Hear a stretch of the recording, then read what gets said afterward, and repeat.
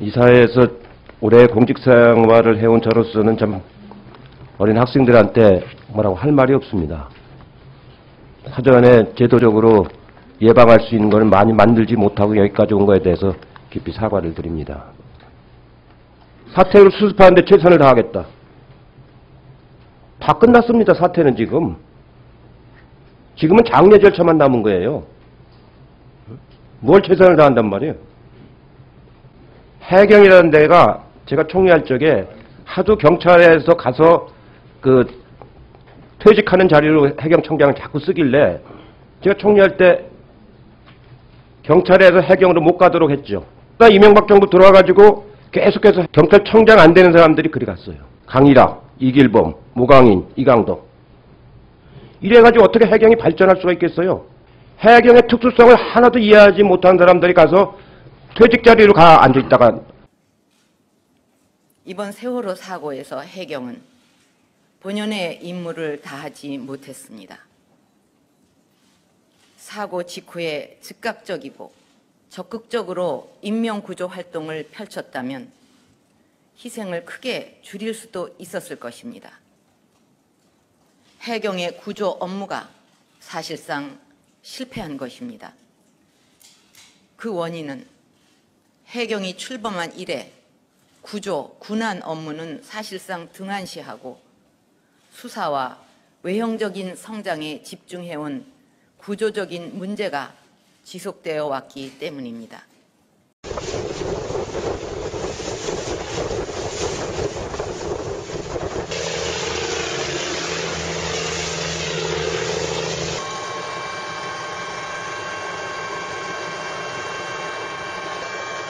서해어업관리단 소속 어업지도선 대원들이 이 중국 어선을 상대로 불법 어업을 조사하기 위해 승선하는 과정에서 중국 선원들이 대원들에게 도끼 등 흉기와 둔기를 마구 휘둘렀습니다. 이로 인해 어업지도선 대원인 44살 김모 씨가 중국 선원이 휘두른 흉기에 머리가 찧어지고 33살 하모 씨는 바다에 추락해 다른 대원에게 긴급 구조됐습니다. 또 다른 대원 2명도 중국 선원이 휘두른 둔기에 맞아 다치기도 했습니다. 어업지도선은 곧바로 목포해경에 신고했으며 해경은 경비함정을 현장에 급파해 1시간 20여 분의 추격 끝에 새벽 5시쯤 신안군 홍도 북서방 76km 해상에서 도주하던 중국 어선을 납포했습니다. 해경 단속선이 불법 조업하는 중국 어선에 접근합니다. 중국 선원들은 금속성 흉기 등을 단속 대원들에게 마구 던져댑니다.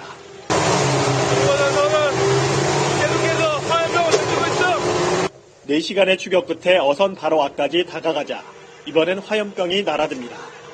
우리 수역에서 불법 조업을 벌이는 중국 어선은 연간 2천여 척. 얼마 전에 중국 선원 한 명이 해경이 쏜 고무탄에 숨졌는데도 몰래 조업 중인 중국 어선이 발견됩니다.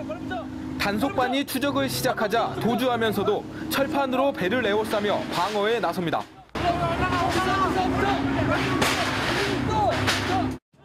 둔기를 휘두르는 저항에 1차 단속 시도는 실패. 이번엔 가스총을 빼들었습니다. 가스총에 멈칫하는 사이 재빨리 올라타 저항하는 중국 선원들을 제압합니다. 요원 2명이 휘두른 흉기에 다쳤습니다. 중국 해경선 4척이 거의 한 달 만에 일본이 영해라고 주장하는 센가쿠 중국명 랴오이다오 바다에서 2시간 넘게 일본 순시선과 대치했습니다. 지난 주말 중국 항공기가 사흘 연속 오키나와 상공을 돌며 무력 시위를 벌인 데 이어 바다에서도 다시 긴장이 높아졌습니다. 서태평양에서 대규모 훈련 중인 중국 해군은 다른 나라의 함정과 정찰기로부터 근접 추적을 당했다고 주장했지만 어느 나라가 훈련을 방해했는지는 밝히지 않았습니다. 중국의 군사훈련에 신경이 곤두선 일본은 센가쿠 주변을 감시한다는 이유로 8시간 비행이 가능한 무인 정찰헬기 160대를 미국으로부터 도입할 계획을 세웠습니다.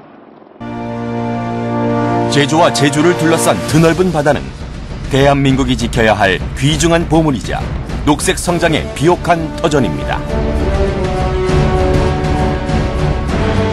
제주 해군기지는 이러한 제주의 자연과 어우러진 아름다운 그린포트로 건설됩니다. 해군기지가 관광자원화된 세계적인 휴양지 하와이.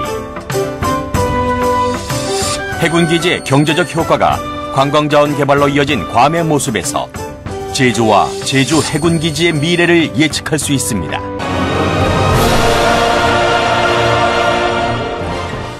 세계 최강의 전력을 갖춘 미국의 핵추진 항공모함 2척이 비밀리에 한반도의 작전 지역으로 배치되고 있습니다. 미국의 항공모함 2척이 극비리에 이동 중인 것으로 확인됐습니다. 군사정보통에 따르면 인도양에서 작전 중이던 존 C. 스테니스 항공모함과 시애틀 에버렛 해군기지에 있던 니미츠 항공모함 2척이 지난달 27일 출항했습니다. 목적지는 우리나라와 북한을 작전거리에 둘 수 있는 태평양. 니미츠호 한 대만으로도 웬만한 국가의 공군, 해군력과 맞먹는 위력을 가집니다. 이상준 기자입니다. 거대한 위용을 뽐내며 부산항에 입항한 핵추진 항공모함 니미츠호. 한미일 연합해상훈련이 오늘 시작됐습니다. 일본은 항공모함급인 함정을 사상 처음으로 참가시켰습니다.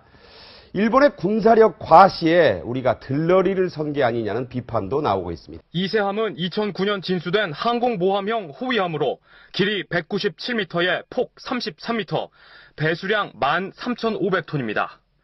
항공모함처럼 선수에서 선미까지 갑판이 이어져 있어 공격형 헬기 3대가 동시에 이착륙할 수 있습니다. 최대 11대의 헬기를 탑재할 수 있습니다. 센카쿠 열도를 둘러싸고 중국과 일본 간의 군사적 긴장이 고조되고 있는 가운데 중국 국방부가 중국 해군 훈련이 전개되고 있는 서태평양 해역에 일본 군함이 난입해 훈련을 방해했다고 밝혔습니다. 航空母舰是搭载舰载飞机的海上活动平台，舰载机的起飞和着舰是掌握航母技术的重要环节。